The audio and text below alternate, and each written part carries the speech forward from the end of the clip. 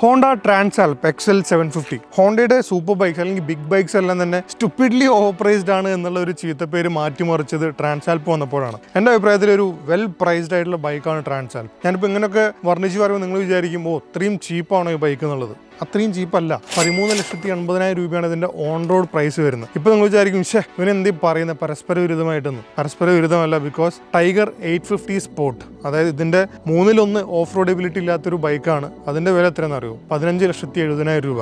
Tiger 900 GT, അതായത് completely road going ബൈക്കാണ്. അതിൻ്റെ വില എത്ര അറിയോ? 18 ലക്ഷം രൂപ. സോ ആക്ച്വലി ഈ ഒരു മിഡിൽ വെയ്റ്റ് അഡ്വഞ്ചർ ബൈക്സിൻ്റെ എല്ലാം തന്നെ പ്രൈസും കപ്പാസിറ്റിയും കൂടി പോകുന്ന സമയത്ത് നല്ല ബഡ്ജറ്റ് ആയിട്ടുള്ളൊരു ഓപ്ഷൻ, നല്ല proper full size adventure bike നമുക്ക് ഹോണ്ട കൊണ്ടുവന്നിരിക്കുകയാണ്.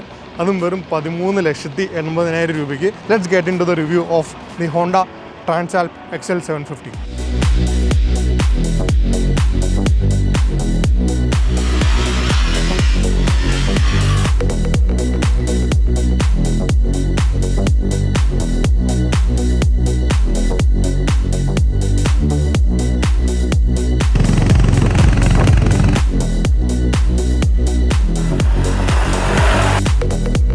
ഈ ഒരു സെഗ്മെന്റിൽ ഏറ്റവും അഫോർഡബിൾ ആയിട്ടുള്ള ബൈക്കായി മാറുമായിരുന്നു ട്രാൻസാൽപ്പ് XL 750. പക്ഷേ 2 ദിവസം മുന്നേ സുസുക്കി ഒരു ചെറിയ ബോംബ് ഡ്രോപ്പ് ചെയ്തു. V-Strom 800DE ആണ്. അതിൻ്റെ പ്രൈസ് ഇതിനെക്കാളും 1 ലക്ഷം രൂപ കുറവാണ് പറയുന്നത്.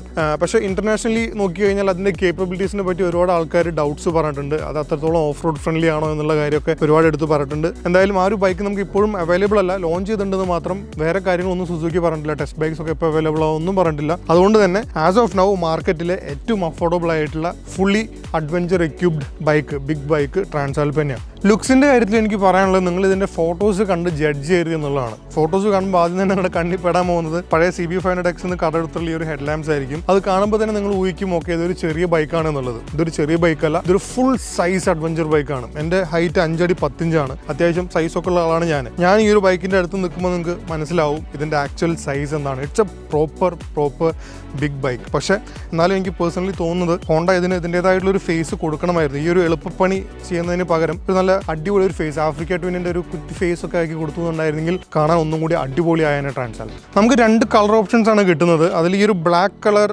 കാണാൻ രസമാണ്. ലൈക്ക് വണ്ടി നമ്മുടെ അടുത്ത് കിട്ടിക്കഴിഞ്ഞാൽ നോക്കി നിൽക്കാൻ നല്ല രസമാണ്. പക്ഷേ റോഡ് പ്രസൻസിന്റെ കാര്യത്തിൽ ബ്ലാക്കിന് എന്തോ ഒരു ചെറിയ പ്രശ്നം ഉണ്ടോ എന്ന് എനിക്കൊരു തോന്നൽ. പക്ഷേ പ്യൂറിസ്റ്റുകൾക്ക് അതൊരു കുഴപ്പമില്ല. ബൈക്കിന്റെ എബിലിറ്റീസ് എൻജോയ് ചെയ്യുന്ന ആൾക്കാർക്ക് ലുക്സ് ഒന്നും ഒരു പ്രശ്നമല്ല. പക്ഷേ ഒരുവിധം ഇന്ത്യൻ ബയേഴ്സ് എല്ലാം തന്നെ ബൈക്ക്, ഒരു സൂപ്പർ ബൈക്ക്, ഒരു ബിഗ് ബൈക്ക് വാങ്ങിക്കുന്നത് റോഡിലൊക്കെ അത്യാവശ്യം പ്രസൻസ് വേണമെന്നുള്ളതുകൊണ്ടാണ്. അങ്ങനെയുള്ള ആൾക്കാർ ഇതിന്റെ വൈറ്റ് കളർ ഓപ്ഷൻ എടുക്കുക. White colour option looks superb. ഫോട്ടോയിലാണെങ്കിലും നേരിട്ടാണെങ്കിലും റോഡിലെ പ്രസൻസ് ആണെന്നുണ്ടെങ്കിലും എല്ലാം അടിപൊളിയാണ്. So do check that white colour. ഇതിൻ്റെ ഫ്രണ്ട് എൻഡിലെ ഡിസൈനിൽ ചെറിയൊരു പോരായ്മ ഒഴിച്ച് നിർത്തി കഴിഞ്ഞാൽ ബാക്കിയുള്ള ഡിസൈൻ ബിറ്റ്സ് എല്ലാം തന്നെ അടിപൊളിയാണ്. സത്യം പറഞ്ഞാൽ കണ്ട ഒരു കുട്ടി ആഫ്രിക്ക ട്വിനെ നമുക്ക് തോന്നിപ്പോകും. എസ്പെഷ്യലി ടാങ്കിൻ്റെ ഒരു എക്സ്റ്റൻഷനും ഫ്രണ്ടിലെ ഫെയറിയും കാര്യങ്ങളൊക്കെ നോക്കിക്കഴിഞ്ഞാൽ നമ്മുടെ പുറത്തുള്ള ആഫ്രിക്ക ട്വിൻ CRF 1100L എന്ന് പറഞ്ഞ ബേസ് മോഡലുമായിട്ട് ഒരുപാട് സമയം നമുക്ക് തോന്നും. ഇന്ത്യയിൽ ഇറങ്ങിയത് അഡ്വഞ്ചർ സ്പോർട്സ് എന്ന് പറയുന്ന പ്രോപ്പർ ടൂറിംഗ് മോഡലാണ്. അതിൽ കുറച്ചും കൂടി ബിഗറാണ് ബൈക്ക്. പക്ഷേ പുറത്തുള്ള ബേസ് മോഡലിൻ്റെ ആ ഒരു മുഖച്ഛായ നമുക്ക് എവിടെയൊക്കെയോ സൈഡിൽ നമുക്ക് തോന്നുന്നുണ്ട്. പിന്നെ ഇതിൽ നിങ്ങൾ കാണുന്ന ഈ ക്രാഷ് ഗാർഡും ഈ ഒരു എഞ്ചിൻ ഗാർഡും കാര്യങ്ങളെല്ലാം തന്നെ ആക്സസറീസ് ആയിട്ട് വരുന്നതാണ്. ഇതൊക്കെ ഒഴിച്ചു നിർത്തി കഴിഞ്ഞാൽ ഞാൻ പറഞ്ഞത് നിങ്ങൾക്ക് കറക്റ്റ് മനസ്സിലാവും ആ ഒരു സാമ്യം എന്താണെന്നുള്ളത്. പക്ഷേ ഇത് ഉള്ളതാണ് നല്ലത്. ബൈക്കിന് കുറച്ചും കൂടി ഒരു മാസും റോഡിലൊരു പ്രസൻസും ആക്ച്വലി ഈ ഒരു ആക്സസറി കാരണം ഫീൽ ചെയ്യുന്നുണ്ട്. ഞാൻ നേരത്തെ പറഞ്ഞ പോലെ ഇതിൻ്റെ സൈഡിൽ ആഫ്രിക്ക ട്വിൻ്റെ ചെറിയൊരു മുഖച്ചായ അവിടെ ഇവിടെയൊക്കെ തുളുമ്പുന്നുണ്ട്.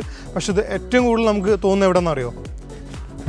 അത് ഈ ഒരു ആംഗിളിൽ നിന്നാണ്. റിയർ 3/4 ആംഗിൾ നോക്കിക്കഴിഞ്ഞാൽ, എസ്പെഷ്യലി ഞാൻ ഈ ഭാഗം അങ്ങനെ പൊത്തി പിടിച്ചു കഴിഞ്ഞാൽ ഒരു ബ്ലാക്ക് കളർ ആഫ്രിക്ക ട്വിൻ തന്നെ നിങ്ങൾക്ക് തോന്നും, എക്സെപ്റ്റ് ഫോർ ദി എക്സോസ്റ്റ്. ഇനി നമുക്ക് ഇതിൻ്റെ കുറച്ച് എക്യുപ്മെന്റ് ലിസ്റ്റും നമ്പേഴ്സും നമുക്ക് ചെക്കൗട്ട് ചെയ്യാം. ഫ്രണ്ടിലെ ടയേഴ്സ് 21 ഇഞ്ചാണ്, ബാക്കിൽ 18 inch, 90 section front, 150 section rear ആണ്. ഡൺലോപ്പിന്റെ ട്രെയിൽ മിക്സ് ടു ടയേഴ്സ് ആണ്. സോ പ്രോപ്പർ അഡ്വഞ്ചർ റെഡി ആണോ എന്ന് ചോദിച്ചാൽ യെസ് ആണെന്ന് പറയാം. പക്ഷേ അൺഫോർച്ചുനേറ്റ്ലി നമുക്ക് ട്യൂബ്ലെസ് സ്പോക്ക് റിംസ് അല്ല, ട്യൂബ് ഉള്ള ടൈപ്പ് സ്പോക്ക് റിംസ് ആണ് നമുക്ക് കിട്ടുന്നത്. ഇനി ബ്രേക്സിന്റെ കാര്യം നോക്കിയാൽ ഫ്രണ്ടിൽ 310mm 2 ഡിസ്ക് വരുന്നുണ്ട്, ബാക്കിൽ 256mm ഡിസ്കാണ് വരുന്നത്. കാലിപ്പേഴ്സ് രണ്ടും ആക്ച്വലി 3ഉം നിസിൻ്റെ കാലിപ്പേഴ്സാണ്. അയ്യോ 14 ലക്ഷം രൂപയ്ക്ക് നമുക്ക് നിസിൻ്റെ കാലിപ്പേഴ്സാണോ കിട്ടുള്ളൂ എന്നൊക്കെ ചോദിക്കുന്നതിന് മുന്നേ ഞാൻ പറയാം, ബ്രംബോൻ്റെ കാലിപ്പേഴ്സും ബ്രംബോൻ്റെ ബ്രേക്ക് പാഡ്സൊക്കെ കൊടുത്തുന്നുണ്ടെങ്കിൽ നിങ്ങൾ ഈ ബ്രേക്ക് പാഡ്സൊക്കെ ചേഞ്ച് ചെയ്യുമ്പോൾ ഒരുപാട് പൈസ പൊട്ടും, കീശ കയറിപ്പോവും. ഇത് നിസിൻ്റെ കാലിപ്പേഴ്സ് ആയതുകൊണ്ട് തന്നെ അധികം പൈസ നമ്മുടെ കയ്യിൽ നിന്ന് ചിലവാകാതെ മെയിൻ്റനൻസ് ഒക്കെ നമുക്ക് കൊണ്ടുനടത്താൻ പറ്റും. സോ ആ കാര്യത്തിലാണ് ഇവിടെ ആക്ച്വലി ഹോണ്ട ഇതൊരു യൂസർ ഫ്രണ്ട്ലി എക്സ്പീരിയൻസ് ആക്കി മാറ്റുന്നത്. ഇനി സസ്പെൻഷൻ നോക്കിക്കഴിഞ്ഞാൽ ഫ്രണ്ട് ആൻഡ് ബാക്ക് ഷോവയുടെ യൂണിറ്റാണ് നമുക്ക് വരുന്നത്. ഫ്രണ്ടിൽ നോൺ അഡ്ജസ്റ്റബിൾ ആണ്, ബാക്കിൽ നമുക്ക് പ്രീലോഡ് ട്വീക്ക് പറ്റും. ഫ്രണ്ടിൽ 200mm ട്രാവൽ ഉണ്ട്, ബാക്കിൽ 190mm ആണ് ട്രാവൽ വരുന്നത്. സീറ്റ് ഹൈറ്റ് വരുന്നത് 850mm ആണ്. It is on the higher side. പക്ഷേ ഒരു അഡ്വഞ്ചർ 390 ഒക്കെ ഓടിച്ച് പരിചയമുള്ള ആൾക്കാർക്കാണെങ്കിൽ അറിയാം ഏകദേശം ആ ഒരു സെയിം സീറ്റ് ഹൈറ്റ് തന്നെയാണ് നമുക്ക് വരുന്നത്. ബാക്കിൽ പ്രീലോഡ് ഒന്ന് ഡ്രോപ്പ് ചെയ്തിട്ട് കഴിഞ്ഞാൽ നമുക്ക് രണ്ട് കാലും നല്ലപോലെ ഫ്ലാറ്റ് ഫുട്ട് ചെയ്യാൻ പറ്റുന്നതാണ്. ഇനി അടുത്തത് വീൽ ബേസ് ആണ്. 1560 1560 mm ആണ് ഇതിന്റെ വീൽ ബേസ് വരുന്നത്. ഞാൻ ഹിമാലയൻ റിവ്യൂ ചെയ്ത സമയത്ത് ഞാൻ പറഞ്ഞിട്ടുണ്ടായിരുന്നു ഇതിന്റെ വീൽ ബേസ് ഒരുപാടുണ്ട്, അതുകൊണ്ട് നല്ല കൺട്രോൾ ആണ് കാര്യങ്ങളൊക്കെയാണ് പറഞ്ഞിട്ടുണ്ടായിരുന്നു. ഹിമാലയന്റെ വീൽ ബേസ് വരുന്നത് വെറും 1510 mm ആണ്. അതിനേക്കാളും നീളം കൂടിയ ബൈക്കാണ് ഒബ്വിയസ്ലി ട്രാൻസാൽപ്പ് 750. ഈ നമ്പേഴ്സ് എല്ലാം തന്നെ അടിപൊളി തന്നെയാണ്. പക്ഷേ എന്നെ ഏറ്റവും കൂടുതൽ ഇംപ്രസ് ചെയ്ത നമ്പർ ഇതിന്റെ വെയിറ്റ് ആണ്. 17 ലിറ്റർ ഫ്യൂൽ ടാങ്ക് വരുന്ന ട്രാൻസാൽപ്പിന്റെ വെയിറ്റ് എത്രയായിരിക്കും അറിയോ?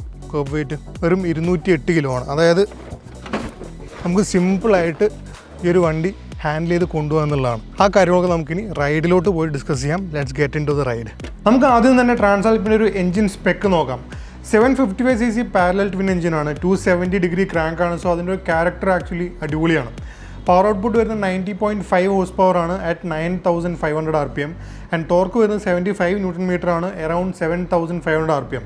ഇതിൻ്റെ ഒരു ഓവറോൾ റെവ് ലിമിറ്റ് വരുന്നത് around 10,000 RPM. So that means almost power ബാൻഡിൽ ഫുള്ള് നമുക്ക് നല്ലൊരു റെസ്പോൺസീവ് ആയിട്ടുള്ള എഞ്ചിനാണ് ഇവിടെ ട്രാൻസാൽപ്പിൽ കിട്ടുന്നത്. ഈ ഒരു എഞ്ചിൻ്റെ ഒരു ഓവറോൾ ക്യാരക്ടർ നോക്കിക്കഴിഞ്ഞാൽ കുറച്ചും കൂടി ഒരു ആംഗ്രിയർ ആയിട്ടുള്ള മെഷീനാണെന്ന് നമുക്ക് തോന്നും. കമ്പയർ ടു ആഫ്രിക്ക ട്വിൻ കുറച്ചും കൂടി ഒരു ബിഗ്ഗർ ഡിസ്പ്ലേസ്മെൻറ്റിലുള്ള എഞ്ചിനാണ്. സെയിം 270 ഡിഗ്രി ക്രാങ്ക് ആണെന്നുണ്ടെങ്കിലും കുറച്ചും കൂടി സ്ലോവർ റണ്ണിങ്, കുറച്ചും കൂടി ബേസിയർ ആയിട്ടുള്ള ഒരു എഞ്ചിനാണ് ആഫ്രിക്ക ട്വിൻ നമുക്ക് ഫീൽ ചെയ്യുന്നത്. പക്ഷേ നേരെ മറിച്ച് ഇവിടെ CC കുറഞ്ഞുകൊണ്ട് തന്നെ എഞ്ചിൻ കുറച്ചും കൂടി ഫാസ്റ്റർ റവിങ് ആണ്, കുറച്ചും കൂടി ആംഗ്രിയർ, കുറച്ചും കൂടി മീനർ ആയിട്ട് നമുക്ക് ആക്ച്വലി ഇവിടെ ട്രാൻസാൽപ്പ് ഫീൽ ചെയ്യുന്നുണ്ട് കമ്പയർ ടു ആഫ്രിക്ക ട്വിൻ. ഈ ഒരു കോൺഫിഗറേഷനിലുള്ള ഏതൊരു പാരലൽ ട്വിൻ എഞ്ചിൻ പോലെയും മിഡ് റേഞ്ചിലാണ് ഇതിൻ്റെ മാക്സിമം പവറും ടോർക്കും ആ ഒരു സർജ് നമുക്ക് ഫീൽ ചെയ്യാൻ പറ്റുന്നത്. ടോപ്പ് എൻഡിലോട്ട് അത്യാവശ്യം നല്ല പവർ ഉണ്ട്, ഈവൻ ലോ എൻഡും വലിയ മോശമൊന്നും പറയാനില്ല. പക്ഷേ നമുക്ക് ഏറ്റവും കൂടുതൽ ഫീൽ ചെയ്യുന്നത് മിഡ് റേഞ്ചിൽ തന്നെയാണ്. 750cc ഉള്ളൂ എന്ന് പറഞ്ഞ് അത് വലിയ കുഴപ്പമുണ്ടാവില്ല എന്ന് ചാടി കയറി കൈ കൊടുക്കാൻ നിന്ന് കഴിഞ്ഞാൽ ശരിക്കും നിങ്ങളൊന്ന് ഞെട്ടിച്ച് കളയും ട്രാൻസാൽപ്പ്. ഒരു ബിഗ് ബൈക്ക്, ഒരു ബിഗ് സൂപ്പർ ബൈക്കിന് കൊടുക്കേണ്ട റെസ്പെക്റ്റ് നിങ്ങളൊന്ന് ചോദിച്ച് വാങ്ങിക്കും ട്രാൻസാൽപ്പ്. അത്യാവശ്യം ടോർക്ക് ആയിട്ടുള്ള എഞ്ചിൻ ആയതുകൊണ്ട് തന്നെ നമുക്ക് 6th ഗിയറിൽ 60 km/h അത്രയും ലോ സ്പീഡ് വരെ പിടിച്ച് നല്ല സമാധാനമായിട്ട് പോകാം, യാതൊരു കുഴപ്പമില്ല. ഈവൻ ഹൈവേ ക്യാരക്ടർ നോക്കിക്കഴിഞ്ഞാൽ നമ്മുടെ ഒഫീഷ്യൽ ടൂറിംഗ് സ്പീഡ് എന്ന് പറയുന്ന 100 km/h പിടിച്ചു പോകാൻ 4000 RPM പോലും വേണ്ട എന്നുള്ളതാണ്. അത്രത്തോളം ശാന്തശീലനായ ഒരു ബൈക്കാണ് ട്രാൻസാൽപ്പ്. ഓൺ ദി അതർ ഹാൻഡ് നിങ്ങൾക്ക് ഇനി അടിച്ച് പൊളിച്ച് നല്ല പുഷൊക്കെ ചെയ്ത് ഓടിക്കാന്നുണ്ടെങ്കിൽ അതിനും സൂപ്പറാണ് ആശാൻ. 90 ഹോഴ്സ് പവർ എന്നത് പേപ്പറിൽ കാണാൻ മാത്രമല്ല, നിങ്ങൾക്ക് കൈ കൊടുത്താൽ നല്ലപോലെ അറിയുകയും ചെയ്യും. ഓൾമോസ്റ്റ് റെഡ് ലൈൻ വരെ തന്നെ നല്ലപോലെ പവറൊക്കെ ബിൽഡപ്പ് ചെയ്ത് കയറുന്ന ഒരു ബൈക്കാണ് ട്രാൻസാൽപ്പ്. ചില സമയത്തൊക്കെ ചില സൂപ്പർ ബൈക്സൊക്കെ ഞാൻ ഓടിക്കുമ്പോൾ എനിക്ക് തോന്നും പക്ഷേ എത്രയേ ഉള്ളൂ, ഇത് പറഞ്ഞ അത്രയൊന്നും വലിയ സംഭവമായിട്ട് തോന്നുന്നില്ലല്ലോ എന്നൊരു ഫീൽ നമുക്ക് തോന്നും. പക്ഷേ ട്രാൻസാൽപ്പിൻ്റെ കേസിൽ അങ്ങനെയല്ല. ഒരു full wide open throttle experience നിങ്ങൾക്ക് വേണമെന്നുണ്ടെങ്കിൽ you should be physically and mentally prepared for that. ഇല്ലാന്നുണ്ടെങ്കിൽ it will get you into trouble very very easily. നമ്മൾ കേരളത്തിൻ്റെ പുറത്തൊക്കെ പോയിട്ട് അത്യാവശ്യം നല്ല വൈഡ് ഓപ്പൺ റോഡ്സൊക്കെ കിട്ടുകയെന്നുണ്ടെങ്കിൽ ഒരു 130-140 km/h വരെ നമുക്ക് ക്രൂസിംഗ് സ്പീഡ് പിടിച്ച് പോകാമെന്നുള്ളതാണ്. അത് വലിയ സ്ട്രെസ്ഫുൾ ആയിട്ട് തോന്നില്ല. സോ നല്ല സ്പീഡൊക്കെ ബിൽഡ് ചെയ്ത് പോകാൻ പറ്റുന്ന ഒരു അടിപൊളി ടൂറിംഗ് ബൈക്കും കൂടിയാണ് ട്രാൻസാൽപ്പ്. ഒരു പാരലൽ ട്വിൻ എഞ്ചിൻ ആയതുകൊണ്ട് തന്നെ ചെറിയ രീതിയിലുള്ള വൈബ്രേഷനൊക്കെ ആക്ച്വലി ഉണ്ട്. അത് അറൗണ്ട് ഒരു 5000 RPM ആ റേഞ്ചിലാണ് നമുക്ക് ചെറുതായിട്ട് ഫീൽ ചെയ്യുന്നത്. പക്ഷേ ഞാനായതുകൊണ്ട് ഫീൽ ചെയ്തു, ഞാൻ ടെസ്റ്റ് ചെയ്യാൻ വേണ്ടി ഓടിക്കുന്ന ആളായതുകൊണ്ട് ഫീൽ ചെയ്തു. പക്ഷേ ഭൂരിഭാഗം കസ്റ്റമേഴ്സും അത് ശ്രദ്ധിക്കാൻ ചാൻസ് ഇല്ല. കാരണം ആ ഒരു RPM റേഞ്ചിലാണ് ഇതിൻ്റെ മാക്സിമം ആക്സിലറേഷൻ കിട്ടുന്നത്. സോ വണ്ടി എങ്ങനെയാണ് കൺട്രോൾ നിർത്തുക എന്നുള്ളതായിരിക്കും ഭൂരിഭാഗം റൈഡേഴ്സ് ശ്രദ്ധിക്കുന്നത്. വൈബ്രേഷന് കാര്യമൊന്നും ആരും ശ്രദ്ധിക്കാൻ പോലും ചാൻസ് ഇല്ല.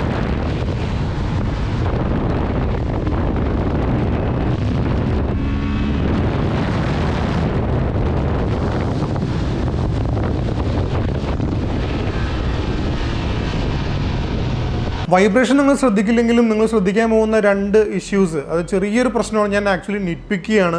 ഇങ്ങനത്തെ ഒരു ഹോണ്ടയുടെ ഇത്രയും നല്ലൊരു വെൽ റിഫൈൻഡ് ബൈക്കിൽ കുറ്റങ്ങൾ കണ്ടുപിടിക്കുക എന്ന് പറഞ്ഞു കഴിഞ്ഞാൽ കുറച്ച് ബുദ്ധിമുട്ടാണ്. പക്ഷേ എനിക്ക് ഈ ബൈക്ക് ഒരുപാട് യൂസ് ചെയ്യാൻ കിട്ടി ആക്ച്വലി. അതുകൊണ്ടാണ് എനിക്ക് ഇതൊക്കെ ശരിക്കും എടുത്ത് പറയാൻ തന്നെ പറ്റുന്നത്. അതിൽ ഒന്നാമത്തെ കാര്യം നമ്മുടെ ഒരു ത്രോട്ടിൽ ഓൺ ആൻഡ് ഓഫ് ഒരു ട്രാൻസിഷനാണ്. ഞാൻ പറഞ്ഞല്ലോ അത്യാവശ്യം നല്ലപോലെ ആക്സിലറേഷൻ തരുന്ന ബൈക്കാണ്. സോ നമ്മൾ ത്രോട്ടിൽ, അതായത് സ്ലോ ത്രോട്ടിൽ ഓടിക്കൊണ്ടിരിക്കുമ്പോൾ ടൗണിൽ സിറ്റിയിലൊക്കെ ഓടിക്കൊണ്ടിരിക്കുന്ന സമയത്ത് ത്രോട്ടിൽ കംപ്ലീറ്റ്ലി ക്ലോസ് ചെയ്ത് തിരിച്ച് നമ്മൾ ഓണാക്കുന്ന സിറ്റുവേഷൻ, അങ്ങനത്തെ ഒരുപാട് സിറ്റുവേഷൻ വരും. നമുക്ക് ഇടയ്ക്കിടയ്ക്ക് ഓഫാക്കേണ്ടി ഓണാക്കേണ്ടിയൊക്കെ വരും. അങ്ങനെ ചെയ്യുന്ന സമയത്ത് ഇത് പവർ തരുന്നത് കുറച്ച് അബ്രപ്റ്റായിട്ടാണ്, ചാടിക്കയറി പവർ തരുന്ന പോലെ ഫീൽ വരുന്നുണ്ട്. എനിക്കൊരു ഓൾമോസ്റ്റ് ഒരു 150 കിലോമീറ്റേഴ്സൊക്കെ കഴിഞ്ഞപ്പോഴാണ് ആക്ച്വലി അതുമായിട്ട് ഞാൻ യൂസ് ടു ആയത്. സോ നിങ്ങൾ അപ്ഗ്രേഡ് ചെയ്ത് വരുന്ന ബൈക്കറാണ്, ഇതിന് മുന്നേ സൂപ്പർ ബൈക്സ് ഒന്നും അങ്ങനെ ഒരുപാട് യൂസ് ചെയ്തില്ല എന്നുണ്ടെങ്കിൽ നിങ്ങൾ ഇതുമായിട്ട് യൂസ് ടു പോകാൻ ചിലപ്പോൾ കുറച്ചധികം കിലോമീറ്റേഴ്സ് എടുത്തെന്ന് വരാം. ഈ ഒരു ബൈക്കിന് എക്സോസ്റ്റും കൂടി വാങ്ങി ഇട്ട് കഴിഞ്ഞാൽ it's gonna sound beautiful, I'm telling you. അടുത്ത് നമ്മൾ ശ്രദ്ധിക്കാൻ പോകുന്നത് ഇതിൻ്റെ ഗിയർ ബോക്സിൻ്റെ ഒരു ക്യാരക്ടറാണ്. ഇത്രയും മോഡേൺ ആയിട്ടുള്ള ഒരു എഞ്ചിനും ഇത്രയും മോഡേൺ ആയിട്ടുള്ള ഗിയർ ബോക്സൊക്കെ ആയിട്ട് അതിൻ്റെ ഒരു ഫീൽ വരുന്ന കുറച്ചൊരു ഓൾഡ് സ്കൂൾ ഫീൽ നിങ്ങൾക്ക് കിട്ടുന്നുണ്ട്. Because lower RPM shift actually കുറച്ച് ടൈം എടുക്കുന്നുണ്ട്. ഒരു സ്ലിക്നെസ് ഇല്ല എന്നൊരു ഫീൽ നമുക്കുണ്ട്. ബാക്കിയുള്ള ഹോണ്ട ബൈക്സിലൊക്കെ നമ്മൾ കണ്ട് ശീലിച്ച അല്ലെങ്കിൽ ഓടിച്ച് ശീലിച്ച ഒരു ലെവൽ ഓഫ് സ്ലിക്നെസ് ഇതിൽ കിട്ടുന്നില്ല. ഇതൊരു ടെസ്റ്റ് ബൈക്ക് ആയതുകൊണ്ടാവാം, വേറെ യൂണിറ്റ് ഓടിച്ച് നോക്കുമ്പോൾ നമുക്ക് അതിനെന്തെങ്കിലും കൺഫേം ചെയ്യാൻ പറ്റും. പക്ഷേ ടുവേർഡ്സ് ഹയർ RPM ഗിയർ ബോക്സിൽ നമുക്ക് യാതൊരു കുഴപ്പവും തോന്നിയില്ല. അറൗണ്ട് ഒരു 5000-6000 RPMിലൊക്കെ നമ്മൾ ഷിഫ്റ്റ് ചെയ്യുന്നുണ്ടെങ്കിൽ ഗിയർ ബോക്സിന് ചിലപ്പോൾ അതിൻ്റേതായ ഒരു സമയം നമ്മൾ കൊടുക്കേണ്ടി വരും. ഞാനിത് പറഞ്ഞ വഴിക്ക് ഗിയർ ബോക്സ് ശോകമാണ് എന്നൊന്നും ആരും വിചാരിക്കേണ്ട. ഈ ഒരു പ്രൈസിന് ഇത്രയും നല്ലൊരു എഞ്ചിനും ഗിയർ ബോക്സും വേറെ കിട്ടാനില്ല. ഞാൻ actually I'm nitpicking here. ബാക്കി പാക്കേജ് അത്രയും അടിപൊളിയായത് കൊണ്ടായിരിക്കണം എനിക്ക് ഇത് രണ്ടും ഒരു ചെറിയ ഇഷ്യൂ ആയിട്ട് തോന്നിയത്. ബ്രേക്സിൻ്റെ കാര്യത്തിൽ ഞാൻ ഹാപ്പിയാണ്. നിസിൻ്റെ കാലിപ്പേഴ്സാണ്, നിസിൻ്റെ സെറാമിക് ബ്രേക്ക് പാഡ്സ് നമുക്കിവിടെ കിട്ടുന്നത്. നല്ല സ്റ്റോപ്പിംഗ് പവർ ഉണ്ട്, നല്ല ബൈറ്റ്, നല്ല പ്രോഗ്രഷൻ എല്ലാം തന്നെ കിട്ടുന്നുണ്ട്. ഞാൻ അത്യാവശ്യം പുഷ് ചെയ്തൊക്കെ ഓടിച്ച സമയത്ത് പോലും യാതൊരുവിധ ബ്രേക്ക് ഫീഡോ അങ്ങനെ ഒന്നും എനിക്ക് ഫീൽ ചെയ്തില്ല എന്നുള്ളത് actually it's A very positive thing. അടുത്ത ഹൈലൈറ്റ് ഇവിടെ സസ്പെൻഷനാണ്. ഇന്ത്യൻ റോഡുകളിൽ കാണുന്ന ഏത് കുഴിയും നല്ല മെച്യൂറായിട്ട് ഹാൻഡിൽ ചെയ്യും ഇവിടെ ട്രാൻസാൽപ്പിൻ്റെ സസ്പെൻഷൻ. അവിടെ ഒരു കുഴി ഉണ്ടായിരുന്നോ എന്ന് വരെ ചിലപ്പോൾ നമുക്ക് തോന്നിപ്പോകും. സർക്കാർ ഇതൊക്കെ കേൾക്കണ്ടല്ലോ അല്ലേ. ഇനിയിപ്പോൾ കുഴിയൊക്കെ അടയ്ക്കാൻ ബുദ്ധിമുട്ടാണെങ്കിൽ ഞങ്ങൾക്ക് ഓരോ ട്രാൻസാൽപ്പ് വാങ്ങിച്ചു തന്നാലും മതി, ബുദ്ധിമുട്ടൊന്നുമില്ല. ഞാൻ ഈ ബൈക്ക് കൂടുതൽ ഉപയോഗിക്കും തോറും എനിക്ക് ആക്ച്വലി ഇവിടെ മിസ് ചെയ്തത് ഒരു അഡ്ജസ്റ്റബിൾ സസ്പെൻഷൻ സെറ്റപ്പാണ്. ഫ്രണ്ടിലെ സസ്പെൻഷൻ സൂപ്പറാണ്, വെൽ ബാലൻസ്ഡ് ആണ്, ഒരു കുറ്റവും പറയാനില്ല. ബാക്കിൽ സസ്പെൻഷനിൽ ഞാൻ പ്രീലോഡൊക്കെ കുറച്ച് അഡ്ജസ്റ്റ് ചെയ്തിട്ടും അത് കുറച്ചധികം സോഫ്റ്റ് ആയിരുന്നോ എന്നുള്ളൊരു ഫീൽ എനിക്ക് വരുന്നുണ്ടായിരുന്നു. റീബൗണ്ട് അഡ്ജസ്റ്റബിലിറ്റി കൂടി ഉണ്ടായിരുന്നെങ്കിൽ സൂപ്പറായാണ്. പക്ഷേ 14 ലക്ഷത്തിന് ഇതിൽ കൂടുതൽ നമുക്ക് ഹോണ്ടനോട് ചോദിച്ചാൽ അത് വളരെ വലിയൊരു കുറ്റമായിരിക്കും. ഒരു long travel non adjustable suspension സെറ്റപ്പായിട്ടും കൂടി ഓൺ റോഡ് ബിഹേവിയറിൽ I am actually very impressed. Especially handling, കുറച്ചൊക്കെ സ്പീഡ് അങ്ങ് പിക്ക് ചെയ്ത് കഴിഞ്ഞ് കഴിഞ്ഞാൽ ഇത്രയും വലിയൊരു ബൈക്കാണ് നമ്മൾ ഓടിച്ചു നടക്കണമെന്ന് സത്യം പറഞ്ഞാൽ തോന്നുന്നില്ല. ഒരു ഹിമാലയനൊക്കെ ഓടിച്ചു നടക്കുന്ന ലാഘവത്തോടെ നമുക്ക് കൊണ്ടു നടക്കാം ട്രാൻസാൽപ്പിനെ. ഇത്രയും നല്ല ഹാൻഡ്ലിങ് കിട്ടാനുള്ള മെയിൻ കാരണം ഇതിൽ വരുന്ന ടയേഴ്സ് തന്നെയാണ്. ടയേഴ്സ് ആർ സൂപ്പർബ്, അടിപൊളി ടയേഴ്സാണ്. ഇപ്പോൾ നമ്മൾ ടെസ്റ്റ് യൂണിറ്റിൽ ഫ്രണ്ടിൽ കാരു സ്ട്രീറ്റും ബാക്കിൽ ഡൺലോപ്പിൻ്റെ ട്രെയിൽ മിക്സ്റ്റോർ എന്ന് പറഞ്ഞ ടയേഴ്സാണ് വരുന്നത്. അത് രണ്ടും അടിപൊളി ടയേഴ്സ് തന്നെയാണ്. പക്ഷേ ഇന്ന് ഇവിടെ ഡെലിവറി ഒരു ബൈക്ക് പോയിരുന്നു. ആ ഡെലിവറി ഞാൻ ജസ്റ്റ് ഒന്ന് കാണാൻ വേണ്ടി വന്നിരുന്നു. അതിൽ ബാക്കിലും കാരു സ്ട്രീറ്റിനെ വന്നിട്ടുണ്ടായിരുന്നു. ഇത് രണ്ടിൽ ഏത് ടയർ കിട്ടിയാലും ഒരു പേടിയും പേടിക്കാനില്ല, അടിപൊളി ടയേഴ്സാണ്. ബൈക്കിൻ്റെ ഹാൻഡിലിംഗ് ഇത്രത്തോളം ഷാർപ്പ്, ഇത്രത്തോളം പ്രെഡിക്റ്റബിൾ ആവാൻ ഷാസിയും സസ്പെൻഷനും അതിൻ്റെ ഒപ്പം തന്നെ ടയേഴ്സും ഒരു ഈക്വലി ഒരു പങ്ക് വഹിക്കുന്നുണ്ട് ഇവിടെ. ഇനി എർഗണോമിക്സിൻ്റെ കാര്യം നോക്കിയാലും എനിക്ക് കുറ്റൊന്നും സത്യം പറഞ്ഞാൽ പറയാനില്ല. നല്ല അക്കോമഡേറ്റിംഗ് ആയിട്ടുള്ള സീറ്റ്സ് ആണ്, കുഷനിങ് അടിപൊളിയാണ്, ഫുഡ് പാക്കിൻ്റെ പൊസിഷൻ നല്ല കംഫർട്ടബിൾ ആണ്, ഹാൻഡിൽ ബാർ നല്ല വൈഡർ ആണ്. ഒരുപാട് ദൂരമൊക്കെ ബ്രേക്ക് ഒന്നും എടുക്കാതെ എങ്ങനെ യാത്ര ചെയ്ത് പോകാൻ പറ്റിയ ഒരു മൈൽ മഞ്ചറാണ് ശരിക്കും പറഞ്ഞ ട്രാൻസാൽപ്പ്. ഇനി മൈലേജിന്റെ കേസ് നോക്കിയാലും ഒരു മോശം പറയാനില്ല. എൻ്റെ പഴയ 390 ഡ്യൂക്കിന്റെ അത്രയും മൈലേജ് തരുന്നുണ്ട് 750cc ഉള്ള ട്രാൻസാൽപ്പ്. ഹൈവേയിൽ അല്ലെങ്കിൽ ഓൺ റോഡ് മൈലേജ് നമുക്ക് നോക്കിയാൽ അറൗണ്ട് 23-24 ഒക്കെ കിട്ടും. ഹൈവേയിൽ പോയാൽ 25-26 വരെയൊക്കെ നമുക്ക് മര്യാദയ്ക്ക് ഓടിച്ചാൽ നമുക്ക് എക്സ്റ്റെൻഡ് ചെയ്യാൻ പറ്റും. ഇനി ഫുൾ സിറ്റി ട്രാഫിക് നോക്കിക്കഴിഞ്ഞാലും 18-19 നിങ്ങൾക്ക് മൈലേജ് ട്രാൻസാൽപ്പ് നിങ്ങൾക്ക് എന്തായാലും ലഭിക്കും. ഇനിയാണ് മെയിൻ സാധനം, ഓഫ് റോഡിങ്. ഞങ്ങൾ ഇതുകൊണ്ട് മൂന്നാർ പോയ സമയത്ത് അത്യാവശ്യം നല്ല ഓഫ് റോഡൊക്കെ കിട്ടിയ സമയത്ത് അതിൽ കൂടെ ഒന്ന് പോയി നോക്കി. ഇതുപോലത്തുള്ള നാച്ചുറൽ ഓഫ് റോഡ് ാണ് ട്രാൻസാൽപ്പ് അതിൻ്റെ ഒരു ഫുൾ മൈറ്റ് കാണിക്കുന്നത്, ഫുൾ പൊട്ടൻഷ്യൽ. ആ റോഡിലൊക്കെ ട്രാൻസാൽപ്പ് ഉണ്ടല്ലോ വളരെ സിമ്പിൾ, വളരെ കൂൾ, കാം, കമ്പോസ്ഡ്, വളരെ മെച്യൂർഡ് ആയിട്ട് നമുക്ക് പോകാം. ഒരു നിമിഷം പോലും എനിക്ക് ചെറിയൊരു പേടിയോ അല്ലെങ്കിൽ ചെറിയൊരു ലെവൽ ഓഫ് ഇംബാലൻസോ ഒന്നും തോന്നിയില്ല. മുന്നിൽ എന്ത് ഒബ്സ്റ്റാക്കിൾ വന്നാലും ജസ്റ്റ് റോട്ടിലിട്ട് ഔട്ട്. അത്രയും അടിപൊളിയാണ്, അത്രയും കമ്പോസ്ഡ് ആണ് ട്രാൻസാൽപ്പ് ഇൻ നാച്ചുറൽ ഓഫ് റോഡിങ്. പക്ഷേ അതേസമയം നമ്മളിവിടെ തിരിച്ച് കൊച്ചിയിൽ വന്നതിന് ശേഷം നമ്മുടെ വോൾഫ് ട്രെയിൽസിനും കൂടി കൊണ്ടുപോയി നോക്കി. അത് ആക്ച്വലി ക്യൂറേറ്റഡ് അഡ്വഞ്ചർ പാർക്കാണ്. അവിടെ ഒബ്സ്റ്റാക്കിൾസ് ഒക്കെ നമുക്ക് കാണാൻ പറ്റും. അങ്ങനെയുള്ള ഹാർഡായിട്ടുള്ള ഒബ്സ്റ്റാക്കിൾസിൽ പോയപ്പോഴാണ് ഫ്രണ്ടിലെ സസ്പെൻഷൻ കുറച്ച് ബോട്ടം ഔട്ട് ആവുന്ന പോലെ എനിക്ക് ഫീൽ ചെയ്തു. അത്രയും വലിയ ഒബ്സ്റ്റാക്കിൾസ് ഒക്കെ നിങ്ങളുടെ റിയൽ ലൈഫ് ട്രയൽസിലും വന്നു കഴിഞ്ഞാൽ നിങ്ങളൊന്ന് ആക്ച്വലി ശ്രദ്ധിക്കണം. Because front suspension actually bottom out ആവുന്നുണ്ടായിരുന്നു. അങ്ങനെയുള്ള സിറ്റുവേഷൻസിലാണ് നമുക്ക് ആക്ച്വലി തോന്നുന്നതും ഇതിന് ഒരു അഡ്ജസ്റ്റബിൾ സസ്പെൻഷനും കൂടി ഫ്രണ്ടിൽ ഉണ്ടായിരുന്നെങ്കിൽ എന്ന് നമുക്ക് തോന്നുന്നത്. ഇതുപോലെ ഓഫ് റോഡൊക്കെ പോയി നോക്കിയപ്പോഴാണ് എനിക്ക് മറ്റൊരു ചെറിയ പോരായ്മ തോന്നിയത്. അറ്റ്ലീസ്റ്റ് എൻ്റെ ഒരു ഫ്രെയിമിന് ഒരു പോരായ്മ ഉള്ളത് എന്താണെന്ന് വെച്ച് കഴിഞ്ഞാൽ എണീറ്റ് ഒന്ന് ഓടിക്കുമ്പോൾ നമുക്ക് ടാങ്ക് ഹഗ് ചെയ്യാൻ പറ്റിയൊരു സിറ്റുവേഷനിലല്ല നമ്മുടെ ഒരു നീ വരുന്നത്. ഞാൻ ടാങ്ക് എത്ര ഹഗ് ചെയ്യാൻ നോക്കിയിട്ടും ടാങ്കിൻ്റെ ഷേപ്പ് കാരണം എനിക്കൊരു ഗ്രിപ്പ് കിട്ടുന്നുണ്ടായിരുന്നില്ല. സോ പ്രോബ്ലി ഒരു ടാങ്ക് ഗ്രിപ്പൊക്കെ ഇട്ട് കഴിഞ്ഞാൽ അറ്റ്ലീസ്റ്റ് എൻ്റെ രീതിയിലുള്ള ബോഡി, എൻ്റെ അതേ ഹൈറ്റിലുള്ള നീ ആണ് നിങ്ങൾക്കും വരുന്നതെന്നുണ്ടെങ്കിൽ നിങ്ങൾക്കും ടാങ്ക് ഹഗ് ചെയ്യാൻ ബുദ്ധിമുട്ടുണ്ടാവും. സോ ഒരു ടാങ്ക് ഗ്രിപ്പ് വാങ്ങി വെച്ചാൽ നന്നായിരിക്കും. പിന്നെ ഈ ട്രയൽസിലൊക്കെ പോകുമ്പോൾ എന്നെ ഇറിറ്റേറ്റ് ചെയ്ത മറ്റൊരു കാര്യം എന്താ വെച്ചാൽ ഇതിൻ്റെ ട്രാക്ഷൻ കൺട്രോൾ നമുക്ക് കംപ്ലീറ്റ്ലി സ്വിച്ച് ഓഫ് ചെയ്യാൻ പറ്റും. അത് യൂസർ മോഡിൽ പോയിട്ട് കുറച്ച് പണിയുണ്ട് അത് സ്വിച്ച് ഓഫ് ആക്കണമെന്നുണ്ടെങ്കിൽ. ഈ ഓഫാക്കി വെച്ച ട്രാക്ഷൻ കൺട്രോൾ നമ്മളൊന്ന് കീ ഓഫാക്കി ഓണാക്കി കഴിഞ്ഞ് കഴിഞ്ഞാൽ വീണ്ടും അത് ഓണായി വരും. സോ ഞങ്ങൾ ആ ഒരു ഫുൾ ഡേ ട്രയൽസിൽ സ്പെൻഡ് ചെയ്ത സമയത്ത് എവറി ടൈം നമുക്ക് ഫുൾ ടൈം ഇഗ്നിഷൻ ഓണാക്കി വെക്കാൻ പറ്റില്ലല്ലോ. കീ ഓഫാക്കി ഓണാക്കുന്ന സമയത്തൊക്കെ എനിക്ക് സെറ്റിംഗ്സിൽ പോയിട്ട് ഇതിൻ്റെ ട്രാക്ഷൻ കൺട്രോൾ ഓഫാക്കേണ്ടി വന്നിട്ടുണ്ട്. മറ്റൊരു കാര്യം ഞാൻ ശ്രദ്ധിച്ചത് ഇതിൻ്റെ ഒരു 5-inch TFT കൺസോൾ യൂസ് ചെയ്യാൻ പാടാണ് എന്ന് ഞാൻ പറയില്ല. ബിക്കോസ് ഞാനിപ്പോൾ പഠിച്ചതുകൊണ്ട് എനിക്ക് ഈസിയാണ് യൂസ് ചെയ്യാൻ. ആ പഠിച്ചു വരുന്ന ഒരു ലേണിംഗ് കർവ് ആക്ച്വലി കുറച്ച് ടൈറ്റ് ആയിരിക്കും. ചില കൺട്രോൾസ് ഒക്കെ നിങ്ങൾക്ക് ലോങ് പ്രസ് ആണ്, ചില കൺട്രോൾസ് സിംഗിൾ പ്രസ് മതി. അതെങ്ങനെയാണ് എന്താണെന്ന് നിങ്ങൾ ഫിഗർ ഔട്ട് ചെയ്യുന്ന വരെ നിങ്ങൾക്ക് ഒരു ബുദ്ധിമുട്ടായി തോന്നാം. കുറച്ച് ഇൻഫർമേഷൻ ഒക്കെ കുറച്ച് ഓവർലോഡ് ആയിട്ട് നിങ്ങൾക്ക് തോന്നാം. പക്ഷേ ഞാൻ ഈ പറഞ്ഞ പോലെ ഞാൻ ഓൾമോസ്റ്റ് ഒരു 1000 കിലോമീറ്റേഴ്സിനടുത്ത് ഓടിച്ചു കഴിഞ്ഞു. അത്ര ഓടിച്ചപ്പോൾ തന്നെ I am use to all of this. പക്ഷേ അത് കുറച്ചും കൂടി സിമ്പിളായിട്ട് വേണമെങ്കിൽ ഹോണ്ടയ്ക്ക് ചെയ്യായിരുന്നു എന്ന് വേണമെങ്കിൽ എനിക്ക് പറയാം. അതുപോലെ തന്നെയാണ് സ്വിച്ച് ഗിയറിൻ്റെ കേസും. ഒരുപാട് സ്വിച്ചുകളുണ്ട് തന്നെ, അതിൻ്റെ ലേ ഔട്ടൊക്കെ നമ്മൾ മനസ്സിൽ വിചാരിച്ച പോലെയല്ല, അറ്റ്ലീസ്റ്റ് ഞാൻ മനസ്സിൽ വിചാരിച്ച പോലെയല്ല. സോ അതുമായിട്ടും യൂസ് ടു ആവാൻ കുറച്ച് സമയം എടുത്തു. ഇപ്പോൾ ഞാൻ ആക്ച്വലി അതുമായിട്ട് യൂസ് ടു ആണ്. സോ ആസ് എ കസ്റ്റമർ നിങ്ങൾ ബൈക്ക് വാങ്ങി ഉപയോഗിക്കുമ്പോൾ it's not a problem at all. പക്ഷേ എന്നാലും നിങ്ങൾ ഒന്നിൽ കൂടുതൽ ബൈക്ക് ഓടിക്കുന്നുണ്ടെങ്കിൽ, നിങ്ങളുടെ ഒരു മൾട്ടി ബൈക്ക് ഗാരേജ് ആണെന്നുണ്ടെങ്കിൽ ട്രാൻസാൽപ്പിലോട്ട് സ്വിച്ച് ചെയ്യുമ്പോൾ അതുമായിട്ട് വീണ്ടും എപ്പോഴും അഡ്ജസ്റ്റ് ആവേണ്ടി വരുമോ എന്നുള്ളതൊരു ക്വസ്റ്റ്യൻ മാർക്ക് തന്നെയാണ്. സോ ഓവറോൾ ഇതിൻ്റെ റൈഡ് നമുക്കൊന്ന് സമ്മപ്പ് ചെയ്യാന്നുണ്ടെങ്കിൽ ഹൈവേയിൽ ഒരു കുറ്റവും പറയാനില്ല, അടിപൊളി. ട്രയൽസിൽ എഗെയിൻ അടിപൊളി, ഒരു കുറ്റവും പറയാനില്ല. ഒരു പക്ഷേ ഈ ഒരു പ്രൈസിന് ഇതിൽ നന്നായിട്ട് ഹൈവേയിലും അത്യാവശ്യം നല്ല ഓഫ് റോഡിലൊക്കെ പെർഫോം ചെയ്യുന്ന ബൈക്ക് നിങ്ങൾക്ക് വേറെ കിട്ടൂല, അത് ഉറപ്പാണ്. ഒരുപക്ഷെ നിങ്ങൾ റാലി റൈഡിംഗ് ഒക്കെയാണ് ചെയ്യാൻ ഉദ്ദേശിക്കണമെന്നുണ്ടെങ്കിൽ നിങ്ങൾക്ക് ഈ സസ്പെൻഷൻ മതിയെന്ന് വരില്ല, നിങ്ങൾക്ക് ഒരു സസ്പെൻഷൻ അപ്ഗ്രേഡ് എന്തായാലും ചെയ്യേണ്ടി വരും.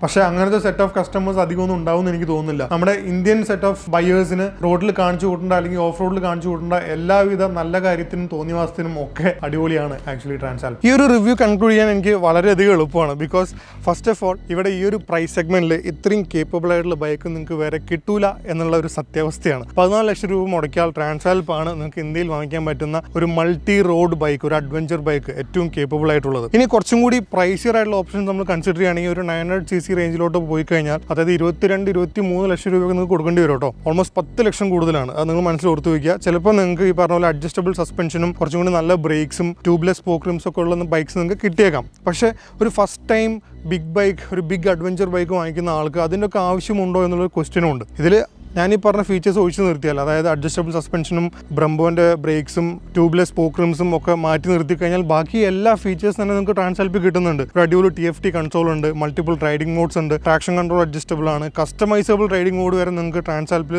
കിട്ടുന്നുണ്ട്. സോ ഈ ഒരു 10 ലക്ഷം രൂപ എക്സ്ട്രാ മുടക്കുന്ന 10 ലക്ഷം രൂപ നിങ്ങൾ ബാങ്കിൽ സൂക്ഷിച്ചു കഴിഞ്ഞാൽ നിങ്ങൾക്ക് ട്രാൻസാൽപ്പ് വാങ്ങിക്കാം. ആ പൈസയ്ക്ക് പെട്രോൾ അടിച്ച് ഇന്ത്യ മൊത്തം ചുറ്റി കറങ്ങുകയും ചെയ്യാം. വളരെ പ്രാക്ടിക്കൽ ആയിട്ടുള്ള ഒരു ഓപ്ഷൻ ഉള്ളത്. ഇനി ഇതിലും പ്രാക്ടിക്കൽ ആയിട്ടുള്ള കാര്യമാണ് ഹോണ്ടയുടെ ഒരു സർവീസ് ആൻഡ് മെയിൻ്റനൻസ് പാക്കേജ്. നമുക്കറിയാം സൂപ്പർ ബൈക്ക് സെഗ്മെന്റിലോട്ട് ഇറങ്ങി ചെന്ന് കഴിഞ്ഞാൽ ഏറ്റവും എളുപ്പം മെയിൻറ്റെയിൻ ചെയ്യാൻ, ഏറ്റവും അഫോർഡബിൾ മെയിൻറ്റെയിൻ ചെയ്യാൻ ഹോണ്ടയുടെ ബൈക്സ് ആണ്. അവരുടെ പാർട്സിന്റെ കോസ്റ്റ് ആണെങ്കിലും മൊത്തത്തിലുള്ള സർവീസ് കോസ്റ്റ് ആണെന്നുണ്ടെങ്കിലും ഒരുപക്ഷെ ചില ബ്രാൻഡുമായിട്ട് കമ്പയർ ചെയ്യുമ്പോൾ ഓൾമോസ്റ്റ് പകുതിയാണെന്ന് വരെ എനിക്ക് പറയാൻ പറ്റും. സോ അങ്ങനെയൊക്കെ ആലോചിച്ച് നോക്കുമ്പോൾ you can never miss a Transalp XL 750.